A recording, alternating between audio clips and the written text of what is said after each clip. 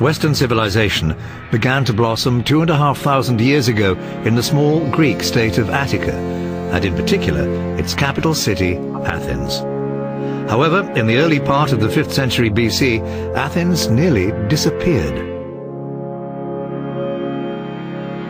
The Acropolis, one of the most famous historical sites in the world, was in ancient times the political and religious heart of the city. But in 480 BC, the buildings on the Acropolis were burned to the ground.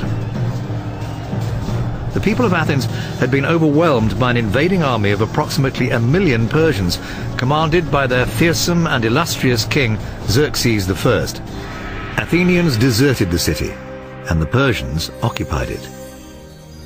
It seemed that Athens was finished, and yet, over the course of the next 50 years, the city emerged as the cultural capital of the entire Greek world and the cradle of contemporary Western science and philosophy.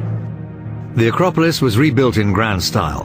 By 430 BC, it boasted some of the finest monuments in the world, most notably the Parthenon, the temple of Athena Parthenos. How did Athens rise like a phoenix from the ashes to become one of the greatest cities of ancient times? And who were the leaders, architects and artists that gave this place its special quality, unique in history?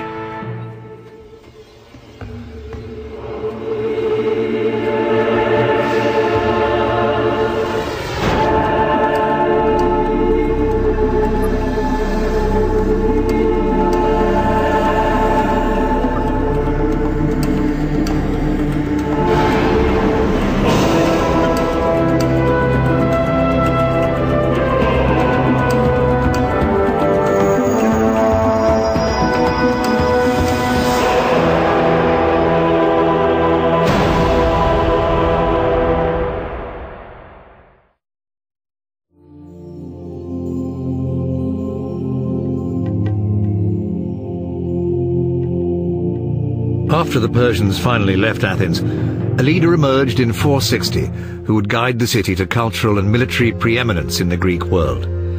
He was Pericles, and he's credited not only with bringing about major political reform toward democracy, but also in rebuilding the army and creating some of the most beautiful monuments of all time. Under Pericles' 30 years in office, the Acropolis complex, destroyed by the Persians, was completely rebuilt. Its principal edifice was the Parthenon, but there were also dozens of smaller temples, each a masterpiece of design and execution. Pericles led the city into its golden age and made the name of Athens immortal.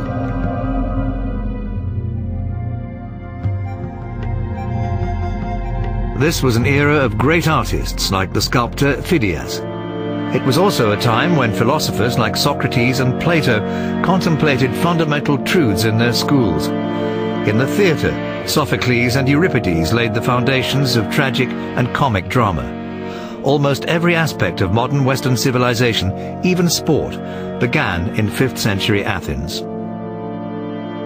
Pericles died of a lingering fever in 429 after an outbreak of plague the previous year, which killed a quarter of the Athenian population. However, his accomplishments lived on. Athens was the pinnacle of a dynamic society which had been developing for thousands of years. Greece is a land of spectacular landscapes. The ancient Greeks believed the woods and the waters were populated by gods and goddesses and other supernatural creatures.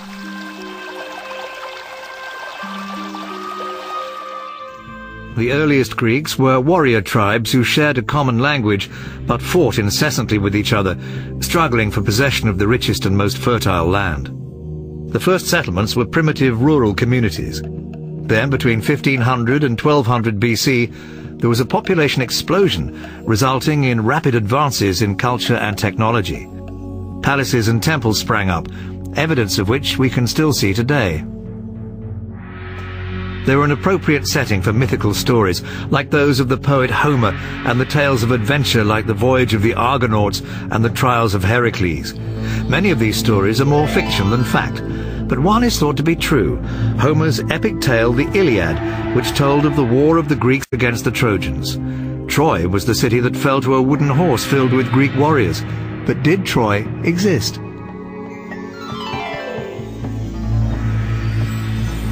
Until modern times, the city and the war were believed to be merely legends. But in 1870, Heinrich Schliemann, an amateur German archaeologist, began to uncover the ruins of Troy. The city had indeed been destroyed by a great coalition formed by the major city-states of continental Greece. It was a rare coalition. They were usually at war with each other.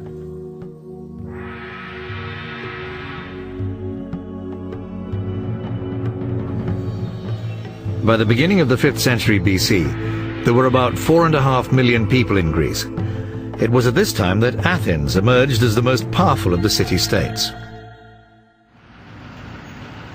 Athens still lives and thrives today. The modern city surrounds the Acropolis and incorporates various remains of ancient times, demonstrating thousands of years of continuous human habitation. Teeming with a population of about 5 million people, it's often chaotic and polluted. Nevertheless, it's a vibrant, living link to a vanished world. In many places, the different historical periods the city has lived through are stacked higgledy-piggledy one upon another. But always, soaring majestically above the bustling metropolis, has been the eternal Parthenon and the other sublime temples of the Acropolis. The word Acropolis means citadel, or the high part of a city, and most towns in ancient Greece had one. Indeed, almost every city began as a settlement on top of a hill.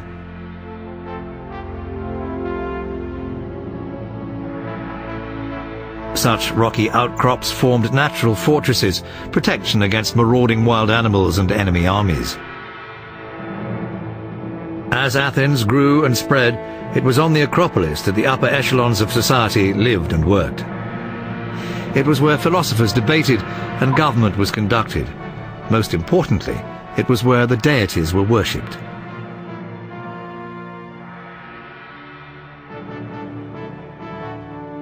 In the Mycenaean period, about 1200 BC, the original walls and huts were replaced by fortifications, which later legends asserted were built by mythical giants. In 450 BC, the Acropolis took on the architectural appearance that established it as the center of Greek culture. Its magnificence remained intact even after the decline of Athens following eventual defeat by Sparta. Later, in the 2nd century AD, the Romans added new walls and buildings like the spectacular amphitheatre of Herodes Atticus at the western edge of the southern slope of the Acropolis. During Pericles' lifetime, Athens was at the height of its splendor. Great political and cultural events unfolded. Its citizens led a comfortable, enjoyable daily life. Families thrived and people lived and worked together in a period of relative prosperity and peace.